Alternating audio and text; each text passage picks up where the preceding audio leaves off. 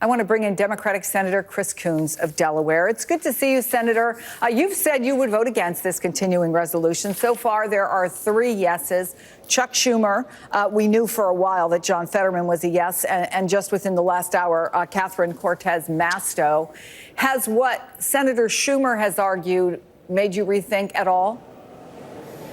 No, Chris, I'm still a no vote on this full year continuing resolution. But frankly, Chris, we should take a moment and focus on what unites every Democrat in the Senate and every Democrat in the House. As we have spent this week fighting over this continuing resolution, written by Republicans only, that is a dirty CR, not a clean CR, Republicans have continued to make progress on their plan to slash Medicaid in order to fund tax breaks for billionaires. That's what happens next.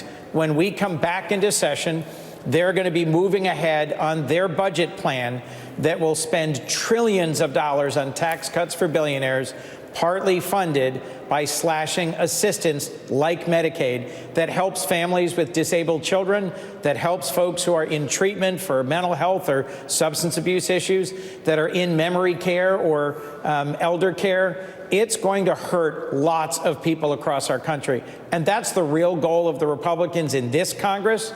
The fight we're having today over exactly when and how we will keep the government open is tiny compared to that fight with Republicans that unifies Democrats. I understand what you're saying, but it's clear that members of the House are extremely unhappy, that they feel blindsided by the announcement by Chuck Schumer. I'm sure you heard, we just saw the Minority Leader Hakeem Jeffries with some harsh words, a statement by former Speaker Nancy Pelosi, and of course, other members who have decided to vote no, many of them, along with you.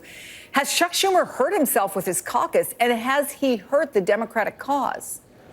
Look, Chris, rather than focusing on any disagreement or division in my caucus and challenging or questioning Leader Schumer, today what I'm focused on is talking with my colleagues in the Senate, Democrats, about what is the biggest issue, which is the ways that President Trump is breaking the law, that Elon Musk and Doge are tearing through federal agencies that are critical to delivering services to our communities and our people, and the bigger plan that Republicans are moving forward unanimously to cut Medicaid and to provide tax cuts for billionaires.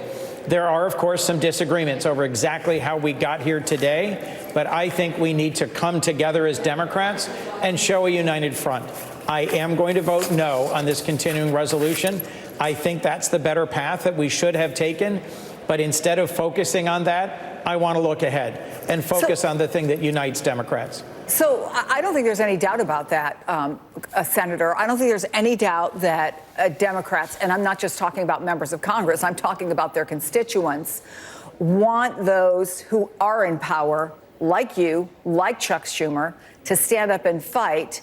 Is there another opportunity? Because one of the arguments I've been hearing so far today is we were handed an opportunity to fight and we didn't take it. So if not this, looking ahead, Senator, what? So that's what I've just said several times, but I'm happy to repeat myself. We need to uniformly oppose the efforts by Republicans to impose cuts on Medicaid and other critical life-saving benefits and programs in order to fund tax cuts for billionaires. That's what the next couple of months will be focused on as Republicans jam those bills through the House and the Senate. The next time we will have a shutdown fight or a chance to vote on whether or not to keep the government open will be in September.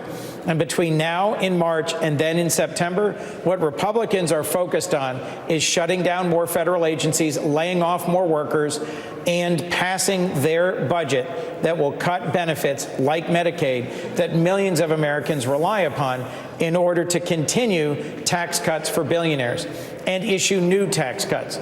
They're going to break the bank of the federal budget, and they're going to do it by taking away things that tens of thousands of Delawareans and millions of Americans rely on. I was listening to you, and I hear your message, but I guess I'm looking for a more specific strategy or some indication that you guys have a plan to come together. Is it that it's that you think that message is the one that will resonate. What specifically is your way of pushing back? Because there's been a lot of messaging, but Donald Trump has been pushing ahead and Elon Musk has been pushing ahead. What Donald Trump is pushing ahead with is a crazy quilt of tariffs against our closest allies and partners and our biggest trading partners. He's imposing tariffs on the European Union. He just had the Taoiseach, the leader of Ireland, over to the White House to celebrate St. Patrick's Day, and a little bit of tension was visible because he had just announced tariffs on the European Union. Ireland's a member. We recently had visits from leaders from both Canada and Mexico, our #1 and #2 trading partners. From Delaware, our biggest trading partner is Canada. They are one of our closest and most trusted allies. Donald Trump is imposing huge tariffs on Canadian goods, Mexican goods, European goods, putting them on, taking them off, putting them on, taking them off. And we've seen the response in the stock market. It's lost 4% of its value, $7 trillion in just the last 2 weeks. So, Chris, don't look at your 401k. You may not like what you see. And we're already seeing consumer confidence, future growth, job growth, and the stock market respond to Trump's chaos and to Trump's tariffs.